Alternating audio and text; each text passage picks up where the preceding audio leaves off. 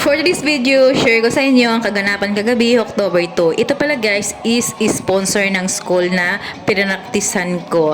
Then bago ang lahat is ayan na nga guys, mag-ayos muna. Naka-makeup na ako dyan. Then yun nga, di ko alam kung anong ayos ang buhok ko pero isang tali na lang ginawa ko. Di naging okay naman.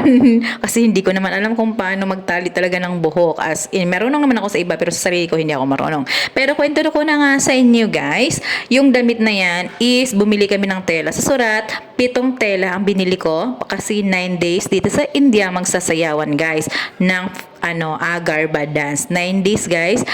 Mag-start niya ng 12 a.m. till 8 a.m. guys ng 9 days, okay? Then taon-taon nila ginagawa yung festival na yan guys, yung Garba dance. As in taon-taon din nilang ginagastusan ang mga traditional dress guys, gaya ng aking suot. Ang tawag pala sa mga dress na to guys is chanya chuli guys. At sasabihin ko na nga sa inyo kung magkano ang nagastos ko sa pitong chanya chuli na dress guys. Tela lang yon, sa tela lang. Hindi pala, sa tahi lang. Sa pito is gumastos ako ng 23,000. Sa tahi lang yan, okay? Then, sa tela naman, gumastos ako ng 12K sa tela. Ito na nga, guys. Nandito na nga kami sa venue.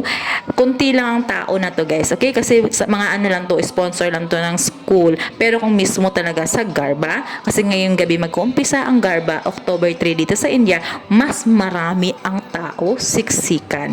Ito, konti lang kasi lang naman to, sponsor lang to ng school. Kaya lahat ng dito is estudyante at pamilya lang ng estudyante. Ito na nga guys, nagsayaw-sayaw na nga kami. Kung napansin nyo, is magkakaiba yung step ng bawat circle. Yes guys, isang music pero magkakaiba. Kahit ako nga guys, is nagluhan din ako kung anong step yung gagayahin ko. Yun pala kung anong grupo ka nandun, yun yung gagayahin mo. Kasi pwede ka namang sumingit guys kung gusto mo yung step nandun sa kabila. Sisingit ka doon. Bawat circle is magkakaiba ang step kung napansin nyo. Okay guys? Ayan na nga guys, share ko na lang din sa inyo. Kaya pala gumastos ng partner ko ng ganun din kamahal na damit is gusto niya iparanas sa akin kasi nga hindi naman namin daw alam kung hanggang kailan kami dito sa India. Kaya gusto niyang ma-experience ko na din. Yan pala yung nagtuturo sa amin ng Garba dance guys. Sila pala. At saka yung nakaitim is siya yung may-ari. Sila din yung mga teacher guys. Ayan na nga guys. Siyempre marunong na tayo sumayaw dyan. Ang ganda na, di ba? Ang ganda ng mga damit ng kasi colorful. Kung alam ko lang na ganyan pala dapat colorful. Hindi, colorful na lang din binili ko. Yung sa akin talaga is hindi mga colorful. Pero okay na, masaya na rin ako, di ba? Kasi wag na ako kasi oh my God, guys, hindi basta-basta yung presyo. pero hindi ka namang bumili sa gilid-gilid. Meron namang mura guys, 7,000, 5,000. Meron naman.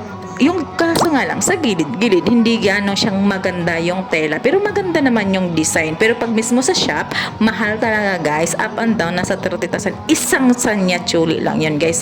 Pero guys, mayroon akong kwento din sa inyo. Mayroong bata dyan nagandahan sa akin. Hindi ko naintindihan. Tapos pinatranslate ko sa hipag ko, pinatranslate ko pa sa partner ko. Yun nga ang sinabi. Kasi nga, sabi ko sa bata, sure ka? Sabi ng bata. Sabi ko dun sa bata.